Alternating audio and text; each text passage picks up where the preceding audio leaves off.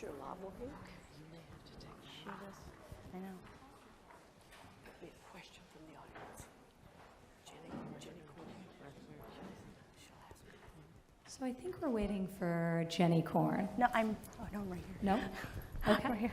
Maybe we're not. Well, we're going to well- have you start with opening remarks, and then we'll do questions. Terrific. Thanks, Jenny. So that was pretty powerful.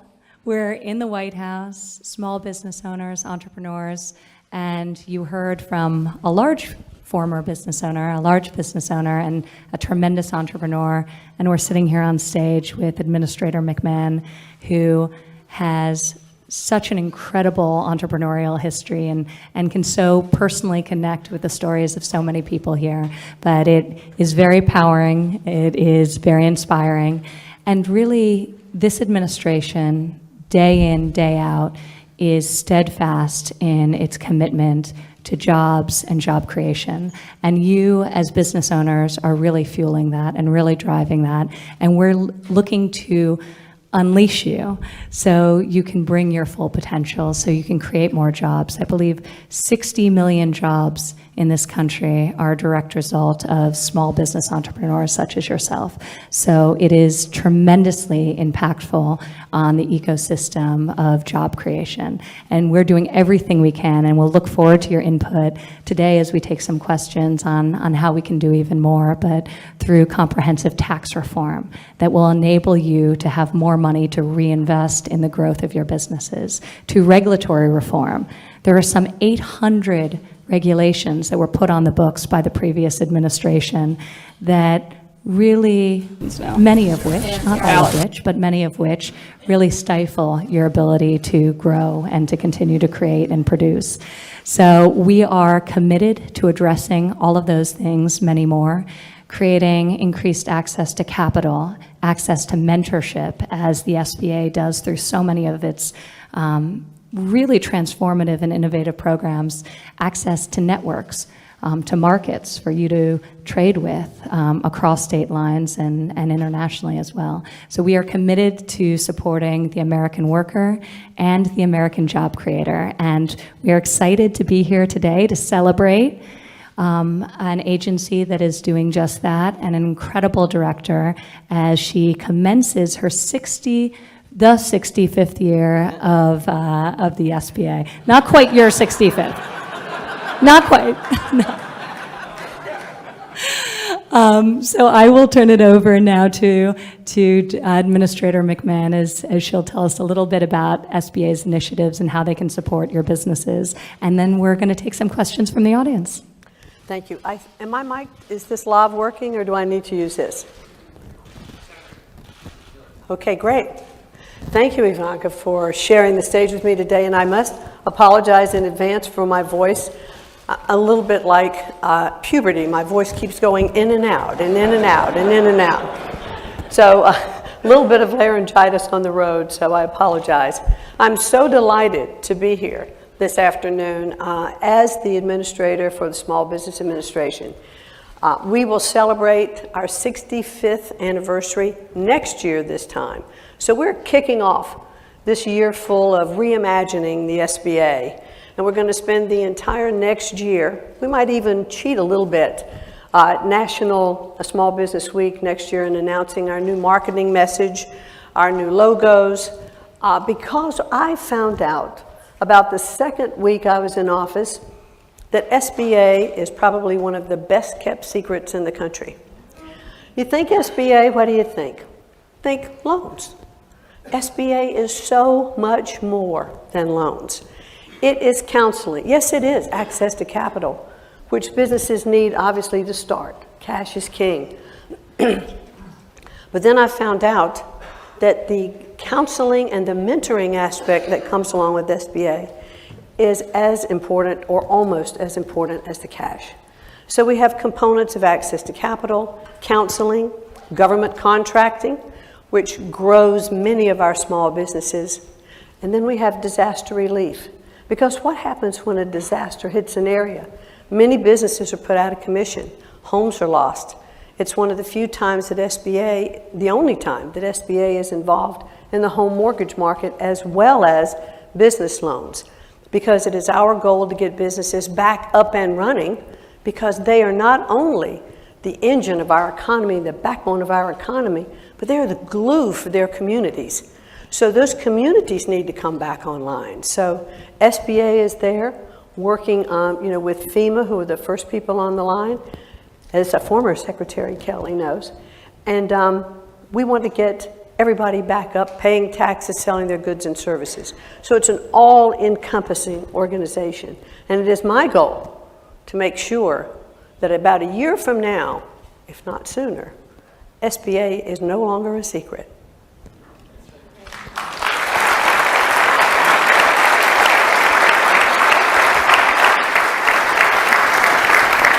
Thank you so much, Administrator McMahon and Ivanka. You have such great champions of the small business community here, along with President Trump. And we want to now hear from the small business community. So if you have a question, please go ahead and raise your hand, and I'll come over to you, and you can ask your question to the Administrator or Ivanka. Yes, sir. If you could tell us your name and your company and your question. Hi there, I'm Jeff Dykes. I'm a firefighter from Wisconsin. I started a company called Northern Star Fire. I've been a firefighter for over 20 years. I know how to do that job inside and out, but I recently invented a new style of compass that's going to save firefighters' lives. What I'm struggling with as a new business owner is the ins and outs and the daily operations to run that business. What advice do you have for someone like myself to get over that hurdle and increase my business knowledge? Well, I think one of the things that I've just been talking about, the mentorship aspect of SBA, we have so many services. There's SCORE, which are offices that are manned by either retired executives or executives lending their time to advise on business programs, web design, marketing programs, to kind of walk you through how you can expand and scale your business.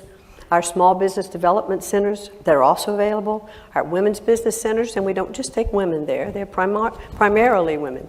But you can go to any of those district offices, and there's 68 district offices around the country. I'm sorry, you won't go to the district office and find those. Those are even more bountiful than the district offices in every state. And you can go to sba.gov and look at the different modules, and it's 24/7.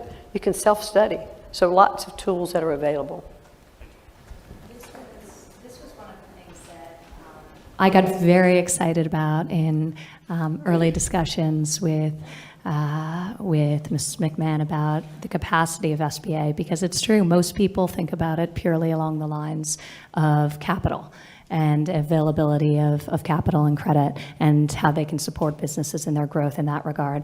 But these mentorship opportunities really are very impactful. And as I go into the country and I meet with entrepreneurs, consistently they talk about one of the biggest barriers to scaling a business or starting a business is lack of mentorship opportunities, and that's ultimately what made the difference in terms of execution upon their ideas. So first of all, congratulations on now being a small business owner and job creator. Thank you for your service prior to that as a firefighter. And my advice to you would be to look at the whole ecosystem of mentorship opportunities as you think about how to start this business for the first time. Listen to a lot of people, including people who tell you your idea are bad, and internalize that feedback. But ultimately, I think that thinking through and bringing on partners and people and employees that can complement your skill set and help you to think about the execution of your business plan is critical as you think about scale in a meaningful way. So in addition to utilizing resources, in addition to getting feedback within the community from people about the idea and about the concept, also think about how you can supplement your team to complement the skill set that you have. Ivanka, thank you. Any other questions? Okay, here. Have your name and your business name. Hello, my name is Sherry Garner-Brumbaugh, and I'm from Findlay, Ohio, and I am a proud owner of a trucking company, a second-generation woman-owned trucking company now. And I have a question for you, Ms. Strom. Our family business is about 50 years in the making, and one of our challenges after starting with one truck, and now we're close to 100 trucks and 150 employees that started with one employee. Some of our challenges are hiring qualified workforce. Truck drivers and technicians, those are our challenges. Finding skilled workers to fill those jobs and the training they need for those good paying jobs, it's surprisingly difficult. Do you have any thoughts on how we could solve this problem together as a nation to fill these good jobs?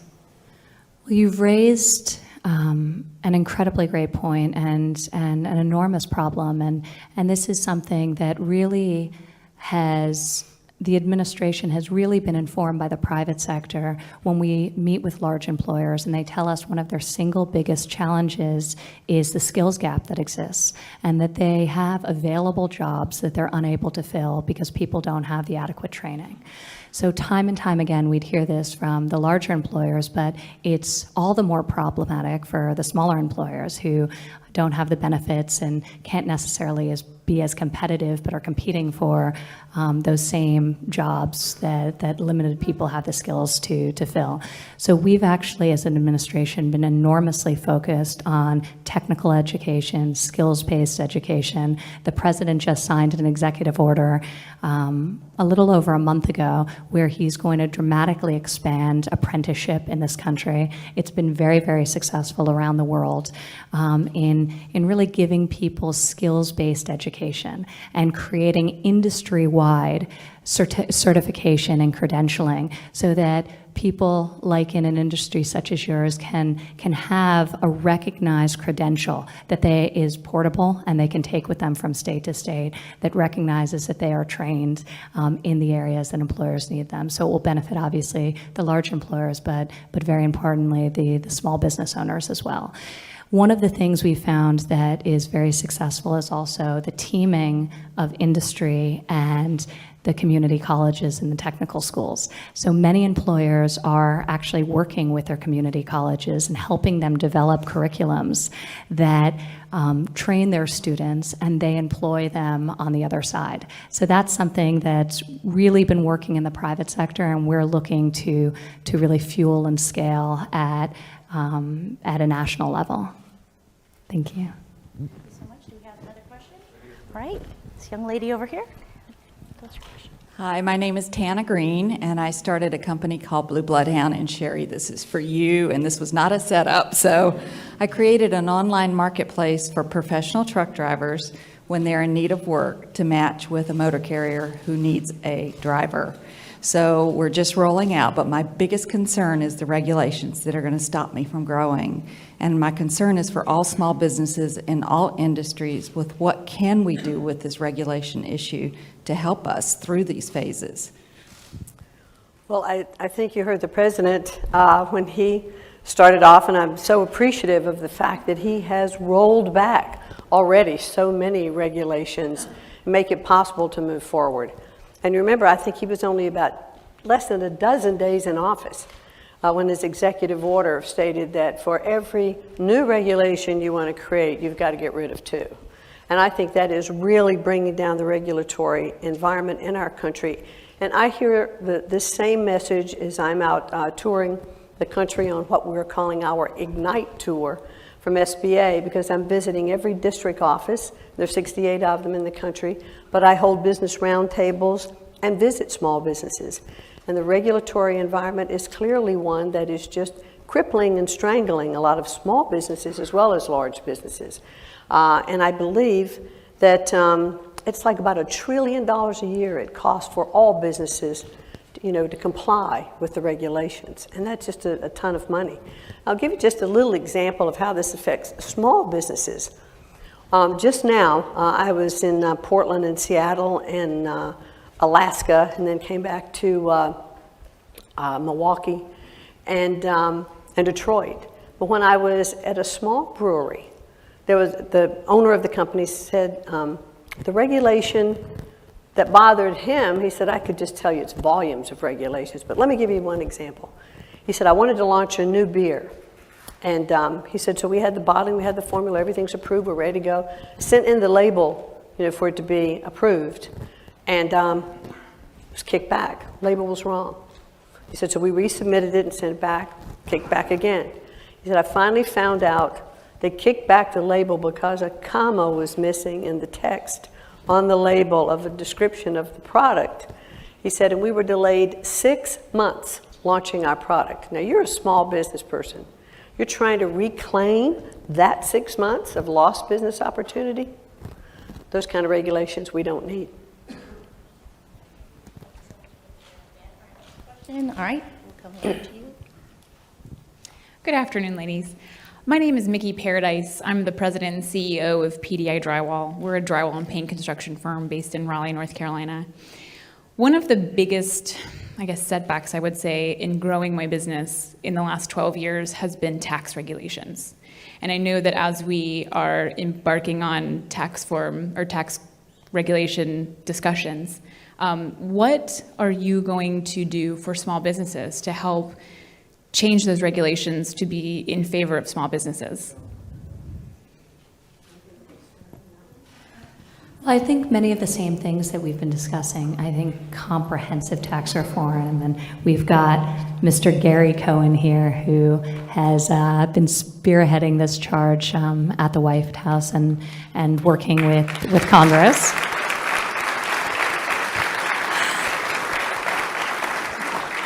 So you can definitely pick his brain about tax reform. It's definitely high on his mind these days.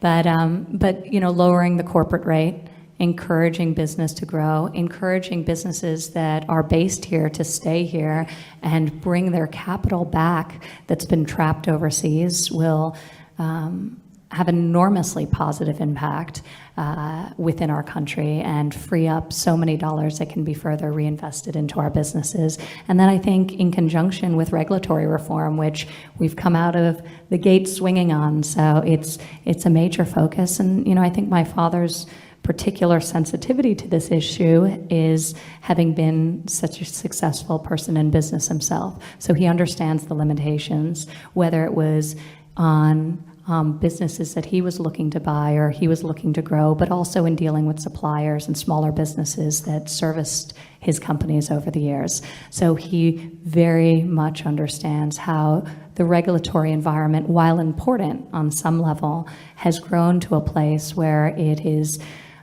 the unintended consequence is really stifling the entrepreneurial spirit. And we're going to bring that all back, and we've started doing it. Tax reform is going to be so incredibly important for business, but for every American. So we're very, very optimistic about both of those things and continued progress. And I'd just like to add again, as I'm touring the country, small businesses will say to me, look, any kind of tax reduction will be great. Just let me know what it is. What's going to be my percentage? I'm not worried about the loopholes. I'm not worried. Tell me what the rate is going to be so I can plan my business. And without fail, every single one of those businesses tell me they will take that money and reinvest it in their business and grow and hire more people, and that will continue to grow our economy. So we'll see that growth when we see our tax rates come down, especially those that are in either sole proprietorships, LLCs, or sub-S corps, which all that money flows through. Are you a sub-S corp? You know exactly how that works. So we're working on it. Thank you very much. Great, thank you. Our next question. We have our next question. Hi, my name is Richard Dabney, and my business is a franchise business, The Flying Locksmiths, in beautiful Ann Arbor, Michigan. So I've had over 30 years in different sized businesses, different industries, with many ups and downs. So today my question is for Ivanka. What do you feel has been your biggest challenge in business, and what do you feel has been your biggest or most exciting success in your businesses?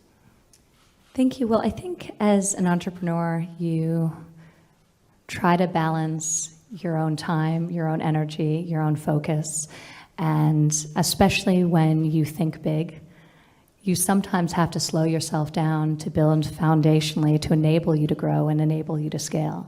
So to not to actually impose a certain level of discipline upon yourself to enable you to achieve the growth you want to achieve. And especially in the early days, it's very hard when you have limited people, limited bandwidth. You're just launching a product or a service, and you know, hopefully feel some of that early momentum. So I think when you are an entrepreneur, you have to be a visionary, but you also have to be an executor. And the successful entrepreneurs are the ones who are both, who they dream big, they think big, they swing for the fences, but they also are highly pragmatic and able to execute on the task at hand. So sometimes there's an imbalance between those two competing feelings, and I think for anyone to be successful helming a business, they have to be able to reconcile those two things. And ultimately, we were talking about it before, whether in the forms of skills training or recruitment and hiring, but you know, you're as good as your people. So investing in your teams, investing in your employees, and making sure that you've cultivated a group that complements you, that challenges you, that pushes you, and that will enable you to succeed. So, you know, for me, I think success in any business that I've ever witnessed that is scaled and done tremendously well, it's because they have a great team and great people. Okay, our next question. Thank you all for doing this for us today. I appreciate it very much. My name is Danny Vargas. I'm the president of a company called Varcom Solutions. We are a marketing, public engagement, and communications firm. We are an 8A company, and we're a service-disabled, veteran-owned small business, originally from New York City, but we've been based in Northern Virginia for the last many years. Virginia is the #1 state for veteran-owned businesses, and as a minority-owned business and as a service-disabled, veteran-owned business, our right to pursue the American dream is something that I hold very near and dear to my heart. But I am wondering, I'm curious, as to, over the last several months, I'm sure you've had the opportunity to meet a great number of entrepreneurs. Is there one particular story that stands out in your mind as probably the most inspirational story from a small business owner? Oh, wow. It's been incredible to hear so many stories. And not just since I've had the great fortune to be part of this administration, but also during the 2 years prior, campaigning and traveling around the country. And one of the unique things about this experience, and you know, in this case, my father was running for president of the United States. People would come up to you wherever in the country you were and tell you their stories with such tremendous detail and tell you of their hardest challenges and share with you things in a way that they never otherwise would have. You could have walked the same streets, met the same person, and they would never open themselves up to you in the same way they do during the process of a campaign, and now today being part of this administration. So I feel blessed for the candor in which people share their ideas and their perspectives and their personal stories. Linda and I were actually together in Baltimore just days after the inauguration, and we did a roundtable with small business owners, predominantly female, predominantly minority small business owners, hosted by the National Urban League. And one of those women who I've stayed in touch with today, and actually brought her over to the White House a few months later, is named Lisa Phillips, and she had a small business, a party planning business. And she told me her story, and I think we were all crying. It was so amazing. She had started out homeless and is just now got engaged, just very recently, but this spring got her master's degree, has a small but thriving small business in the party planning space, and is giving back by volunteering homeless youth in her community of Baltimore. So these types of stories forever change you. It's unbelievable to hear the grit, the perseverance, and the energy. I know she's going to continue to make an enormous impact, not just within the context of her business, but in the context of her community. And that's one of the things, I mean, we talk about small business in how it's going to grow our economy and how it's going to benefit other American workers, but the amount of philanthropy being done on a local level by small business is enormous. And I'm sure each of you can share your own stories just about how you're able to give back and how you do in such a tremendous way. And that's deeply inspiring as well. So Lisa's story was very moving to me.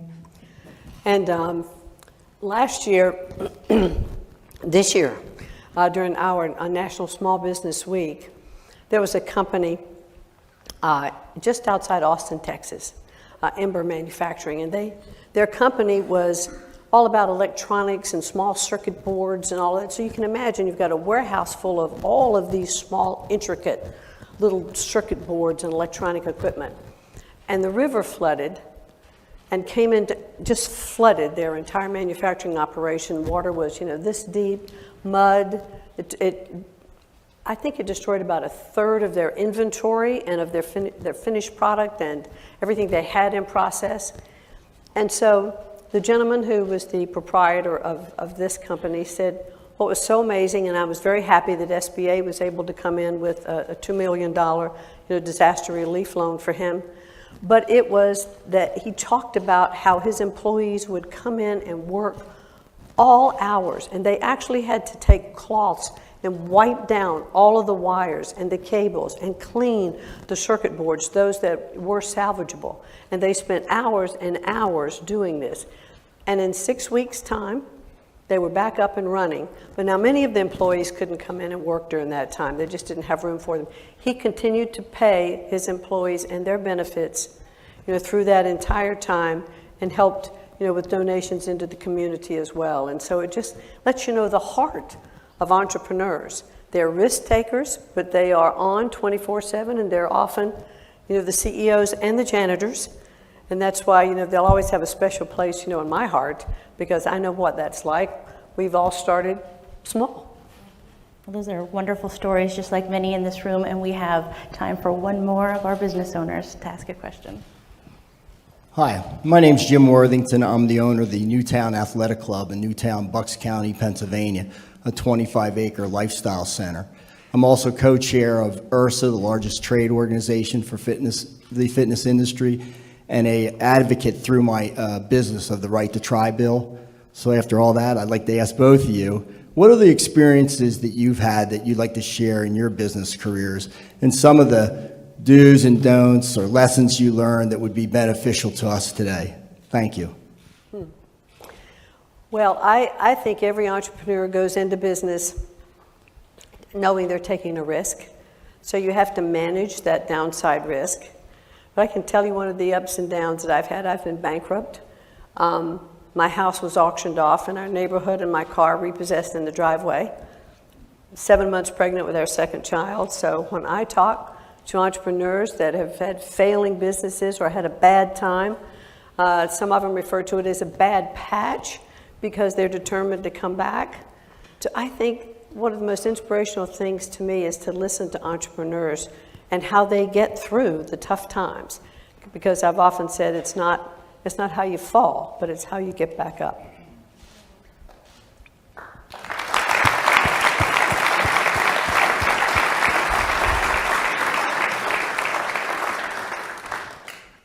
I've had an interesting experience in that I both am an entrepreneur and having started my own business, but also worked within the context of a family business that was highly entrepreneurial. So I've had both, working within a large family business, having started my own small business, and ultimately grew it to be a rather large business. But I think for me, one of the real challenges was managing the competing demands of raising a family and running a business and working within a family business, and then politics got layered on top of all of that. And then I got pregnant with my third child in the midst of all of that, and one of the things I will say, there's no right answer, and people ask about balance a lot, and I'm always sort of dismissive of it because I don't think you can plan for balance. You can strategically structure your schedule to avoid work travel, and then coming home and having an event where you have to be out, and so you can manage things like that. But we all know that we're one kid's illness away from losing all balance. You know, there's no way you can plan for certain things. And I have found that every time I think a challenge is large and will be hard for me to overcome, that's been put in my path, or anyone else that I've met with that has been successful, if you grind through it, you get through it, you look back in retrospect, and it feels much more manageable than it was in the moment. So, you know, this sort of perspective and staying in the moment and keeping a laser focus on what your priorities are. So I tell people not to architect their life for balance, but architect their life in a way that's aligned with what their priorities are, and constantly measure yourself against your priorities and try to ensure that you were where you needed to be over the long term, and give yourself a little slack in the short term. But, you know, I will say, as an administration, we're very focused on thinking about how we empower the American working family, and how we empower not only business owners and entrepreneurs, but how we enable people to achieve a manageable balance through policies around making childcare more affordable and accessible, advocating strongly for paid family leave, to support the reality of the dual income modern working family. So thinking through policies that can support the family, I think, is informed by what I have seen and what I've witnessed as an entrepreneur. Great. Thank you. Thank you so much for all your questions.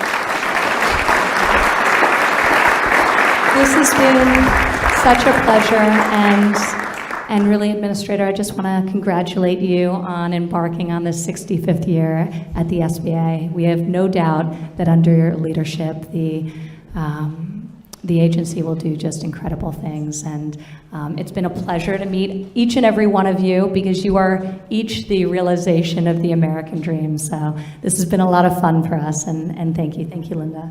Thank you. Thank you so much, Ivanka, for sharing the stage with me today. And I would like to thank the President, really, who started this administration, well, all through the campaign. He talked about the economy and jobs. He talked about small businesses, that they were the engine of the economy, the backbone of our economy. And he has shown himself from day one to be such a supporter of small businesses.